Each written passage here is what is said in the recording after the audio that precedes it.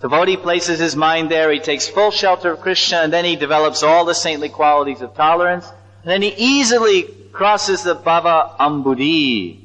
Bhavambudir Vatsa Padam Param Padam. This material world is called Bhava, material existence, and is compared to an ocean, Bhavasagara, Bhavasindhu, right? We have that prayer we sing by Govindadas Kaviraj. What is it? Bhajahure mana Shri Nandanandana Abhaya Charanarabindare. It says Bhavasindhu, Bhavasindhure. He said this material existence is like a Sindhu. It is vast, unlimitedly wide like the vast ocean, and unlimitedly deep like the ocean. But that vast ocean of the material existence becomes as small as a Vatsa Padam. You know Vatsa? Like you have Gaia, a big cow, Gaika, big cow. Then you have a baby cow. It's called Vatsa. Just like in Krishna book, 10th canto of Bhagavatam, Srimad Bhagavatam, Das Skanda, there was one Asura, and he dressed himself as a Vatsa. It's called Vats Asura. He dressed himself he became a baby cow, and he tried to mix up with Gopal and Dauji and Gopal and Sridham and Subal. He tried to mix up with them and catch them.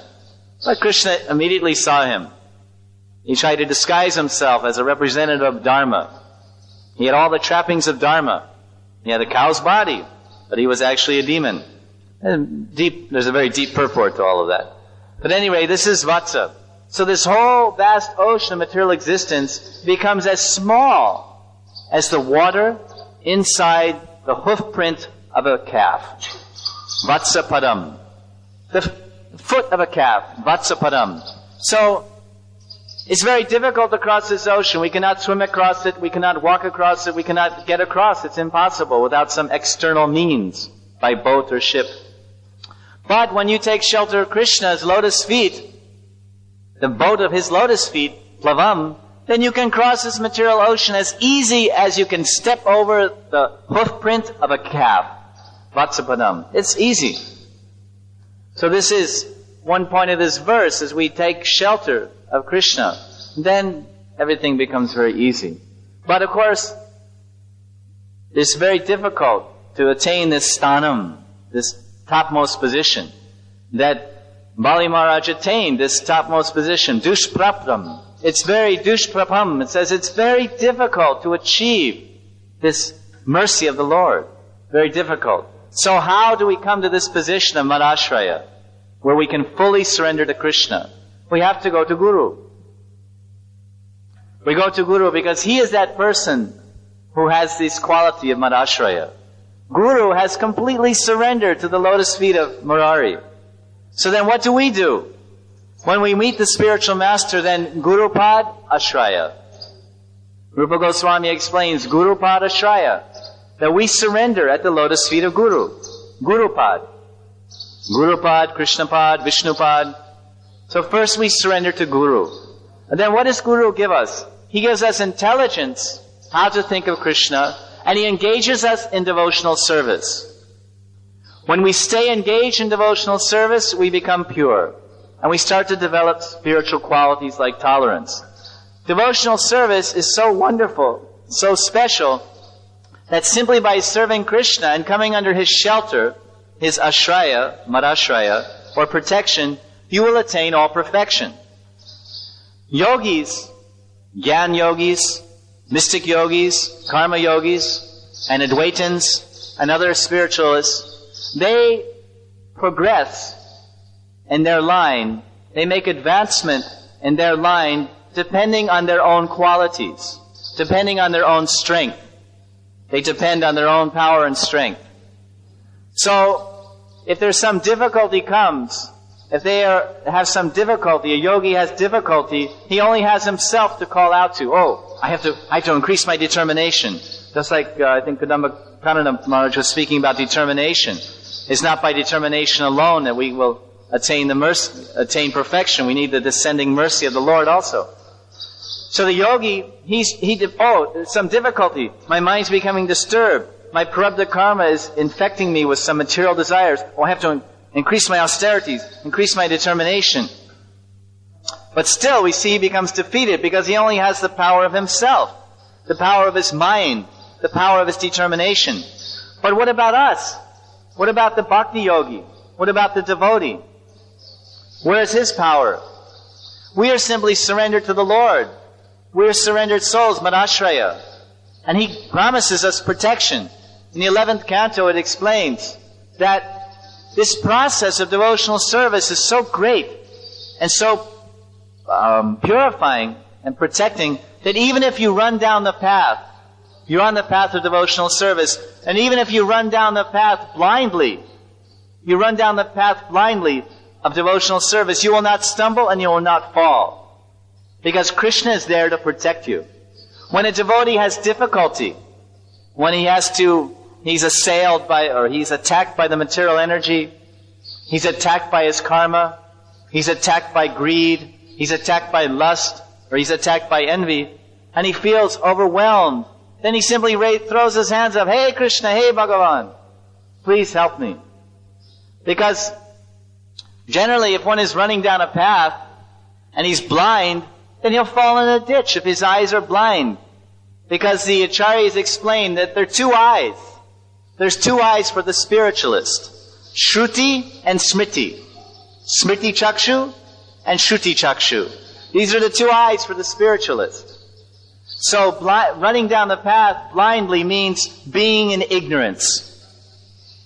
Being in ignorance. You're in ignorance about the tattva. You're in ignorance about the siddhanta. You're in ignorance about God, about Shristi tattva, about Prema tattva, Lila tattva, all these different truths you're ignorant about. But if you're in the path of Gyan, if you're in the path of yoga, and the path of Gyan and karma, you can't be ignorant. You can't be blind. You have to know exactly all the yama, niyama, all the siddhanta, all the shrutis, smritis. You have to study the Vedanta sutras over and over and over again. You can't go into that path blind because you'll crash. You'll be destroyed. But the path of bhakti, even if you run blindly down the path, Hare Krishna, Krishna Krishna, Hare Hare, you will not stumble and you will not fall because you are protected by the Lord. And Sridhar Swami explains in the commentary in this verse, and it's in our Bhagavatam, in the 11th canto, that even if a devotee, because this blindness, the acharyas say, if you're blind on the path, but a devotee may be blind, as I mentioned, which means ignorant. Blindness is like ignorance. You can't see the world. You don't know the world. You don't know where you're going.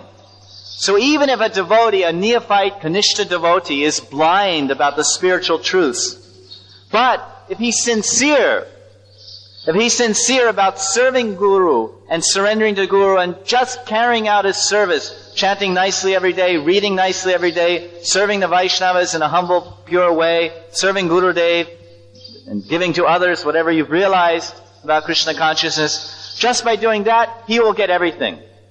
That's why it says he will not stumble and he will not fall. Because behind the devotee is Krishna, the Paratattva, the supreme reality. But behind the yogi, there's the yogi. Behind the jnani, there's the jnani. Behind the karmi, there's the karmi. There's nobody behind them but them. But behind the devotee, there's the Krishna. Just like sometimes you have a big brother, and you go when you're playing in school, and somebody's picking on you, and they're hitting you and slapping you. So then you go home and you tell your brother, "Hey, in school these guys are giving me a hard time." So then you bring your big brother, and you say, "Hey, my brother's here. Oh, excuse me. Very sorry. I didn't mean to slap you around. Very sorry." So behind the devotee is Krishna. So Krishna, he gives the eye. He gives the knowledge. All we need is priti purvakam. Priti purvakam means we need some affection. We need affection for God. We need feelings for God. We need love for God. And this is explained. Sridhar Swami quotes this verse. Tesham sadata yuktanam bhajatam priti purvakam. Dadami buddhi yogam tam yenamam upyanti te. Krishna says, Dadami, I give buddhi, intelligence. To whom? Do I give intelligence to the yogi, karmic jnani? Yes, also he's giving. Everything is coming from Krishna, no doubt. But to the devotee who is priti purvakam, who's actually trying to serve with love. If you're serving Krishna with 5% love, then Krishna will give you 5% intelligence. If you're serving Krishna with 100% of everything you have, that's real priti. Full love and surrender, then Krishna gives you all intelligence to come to Him. Marashraya. Jai Gaur Nitai. So this is the great fortune of the devotee, that he serves the Lord always. And the Lord guarantees his protection. And the Lord guarantees to give him all that he requires. So these are some of the points of this verse. Taking shelter of Krishna and tolerance. So we will all be tested on this quality.